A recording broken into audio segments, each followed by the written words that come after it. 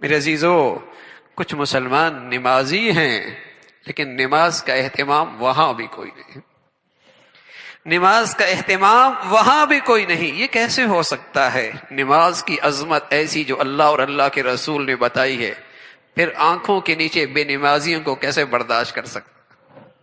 کبھی نہیں ہو سکتا، کبھی نہیں ہو سکتا۔ بیٹی، بیٹا، بیٹی، بیٹا باپ کے سامنے سگریٹ اٹھا کے پیے تو بتاؤ اس باپ کو کیسی ناگواری گزرے گی، اور گزرنی بھی چاہیے۔ بیٹی سگریٹ پی رہی ہے، ارے میرے عزیزو، قسم خدا کی نماز کا چھوڑنا اس گناہ سے بدترین گناہ ہے، لیکن میرے معاشرے نے اسے قبول کر رکھا ہے۔ سگریٹ پینا میرے معاشرے نے قبول نہیں کیا ہے الحمدللہ، کہ ایک بچی باپ کے سامنے سگریٹ پائے، ایسی گھٹیا حرکت کیسے کرے؟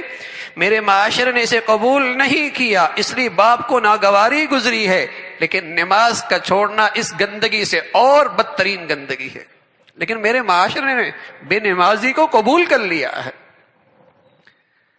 نماز کا چھوڑنا زنا سے، شراب سے بڑا گناہ ہے، اس لیے کہ اللہ کا حبیب صلی اللہ علیہ وسلم جیسے شفیق، مہربان، خیرخواہ نبی اتنے سخت لفظ کسی کوتاہی پر نہیں فرمائے جو نماز کے ترک پر فرمائے، من ترک الصلاۃ متعمدا فقد کفر۔ نماز کی عظمت مسلمان کی زندگی میں ایمان کے بعد سب سے زیادہ ہے۔ یہی وجہ ہے شریعت نے اور اسلام نے اسے بہت آسان رکھا ہے، لیکن معافی کوئی نہیں ہے۔ نہیں کھڑا ہو سکتا بیٹھ جائے، نہیں بیٹھ سکتا لیٹ جائے، لیٹ کے اعضاء جوارح نہیں ہلا سکتا نہ ہلائے، اشاروں سے پڑھ لے، پانی نہیں استعمال کر سکتا نہ کرے، تیمم کر لے۔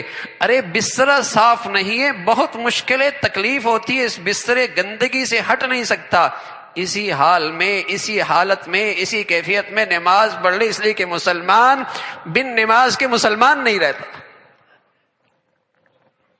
یہ ساری سہولتیں، یہ ساری ترمیم ہیں، یہ ساری آسانیاں ہیں تاکہ مسلمان کی زندگی میں نماز نظر آئے۔ یہ فرق ہے غیر میں اور مسلمان میں۔